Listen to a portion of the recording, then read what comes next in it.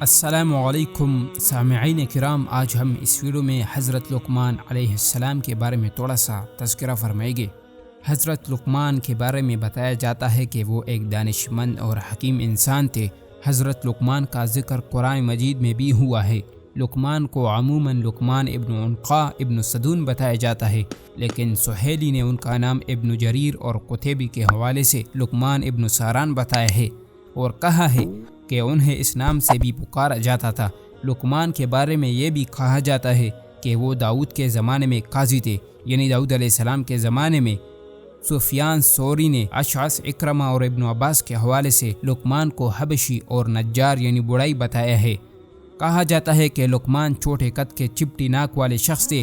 یحییٰ ابن سعید انصاری سعید ابن مسیب کے حوالے سے کہتے ہیں کہ لقمان مصری علاقے سوڈان کے رہنے والے تھے اور تنگ دست ہونے کے باوجود اللہ تعالیٰ کی طرف انتہا درجے کی حکمت سے نوازے گئے، لیکن اللہ تعالیٰ نے انہیں نبوت سے سرفراز نہیں فرمایا تھا۔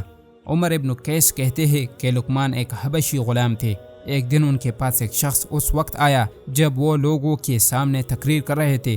اس شخص نے ان سے پوچھا کہ کیا آپ وہی شخص نہیں ہے جو میرے ساتھ بکریاں چرایا کرتے تھے؟ انہوں نے جواب دیا، جی ہاں، میں وہی شخص ہوں۔ یہ سن کر اس شخص نے ان سے پوچھا، پھر آپ اس رتبے تک کیسے پہنچ گئے؟ لقمان نے جواب دیا، سچی بات کہنے اور جب تک کسی چیز کو اپنی آنکھوں سے نہ دیکھ لوں اس کے بارے میں خاموش رہنے کی وجہ سے۔ اللہ تعالیٰ نے قرآن مجید میں ارشاد فرمایا ہے کہ حضرت لقمان اپنے بیٹے کو نصیحت کرتے کہ خدا کے ساتھ شرک نہ کرنا، نماز کی پابندی رکھنا اور لوگوں کو اچھے کاموں کے کرنے کا امر اور بری باتوں سے منع کرتے رہنا، اور جو مصیبت تجھ پر واقع ہو اس پر صبر کرنا، اور متکبرین کے مجلسوں میں نہ بیٹھنا، اور زمین پر اکڑ اکڑ کر نہ چلنا، اور اپنی چال میں اعتدال کیے رہنا، اور بولتے وقت آواز نیچی رکھنا، کیونکہ اونچی آواز گدوں کی ہے اور کچھ شک نہیں کہ سب سے بری آواز گدوں کی ہے۔ مکحول رحمۃ اللہ علیہ سے مروی ہے کہ حضرت لقمان نوبہ شہر کے رہنے والے سیافام غلام تھے۔ اللہ تعالیٰ نے آپ کو بڑی دانائی عطا فرمائی تھی۔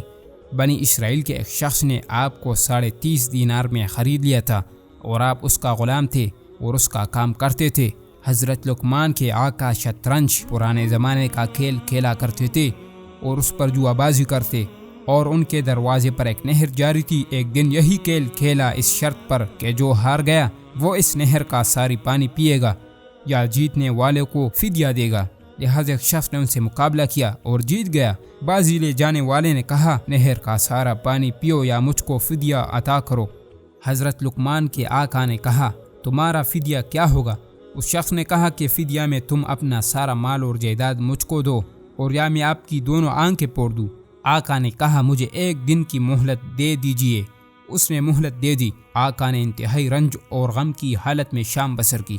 جب شام کو لقمان کمر پر بوجھ لادے ہوئے تشریف لائے تو آقا کو سلام کیا، سامان اتارا اور آقا کے پاس آ گئے۔ آقا جب بھی ان کو دیکھا کرتا تھا ان سے ہنسی مذاق کرتا تھا اور دانائی کی باتیں سنتا تھا اور تعجب کرتا تھا۔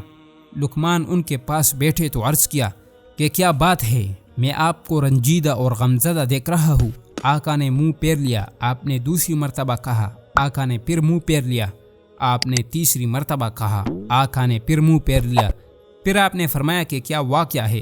مجھے بتلائیے، شاید میرے پاس کوئی حل ہو۔ آقا نے لقمان کو اپنا قصہ سنا دیا۔ آپ نے کہا کہ غم زدہ نہ ہو، میرے پاس اس کا ایک حل ہے۔ آقا نے پوچھا، وہ کیا ہے؟ لقمان نے کہا، جب وہ آدمی آپ کے پاس آئے اور آپ سے کہے کہ نہر کا سارا پانی پی، تو آپ ان سے کہنا کہ نہر کے دونوں کناروں کے درمیان کا پانی پی لوں یا بہاؤ کی طرف سے آنے والا پانی پی لوں۔ وہ آپ سے کہے گا دونوں کناروں کے درمیان کا۔ لہٰذا جب آپ سے یہ بات کہے تو آپ کہنا، پہلے بہاؤ کا پانی روک لے تاکہ میں دونوں کناروں کے درمیان کا پانی پی سکوں، اور وہ یقیناً اس کی طاقت نہیں رکھتا، اور اس طرح آپ اس شرط سے بری ذمہ ہو جائے گے۔ آقا نے جان لیا کہ لقمان نے سچ فرمایا۔ اس کا دل خوش ہو گیا۔ جب صبح ہوئی اور وہ آدمی آیا تو آپ سے کہا کہ میری شرط پوری کیجیے۔ آقا نے کہا، جی ہاں، آپ یہ بتائیے کہ میں نہر کے دونوں کناروں کے درمیان کا پانی پیوں یا بہاؤ کا؟ اس نے کہا کہ دونوں کناروں کے درمیان کا۔ آقا نے کہا، ٹھیک ہے، پہلے میرے لیے بہاؤ کا پانی چلنے سے روک لیجیے، تو پھر میں دونوں کناروں کے درمیان کا پانی پیوں گا۔ اس شخص نے کہا کہ میں کیسے اس کی طاقت رکھتا ہوں؟ لہٰذا آقا غالب آ گیا، پھر انہوں نے لقمان کو بھی آزاد فرمایا۔ السلام علیکم ورحمۃ اللہ وبرکاتہ۔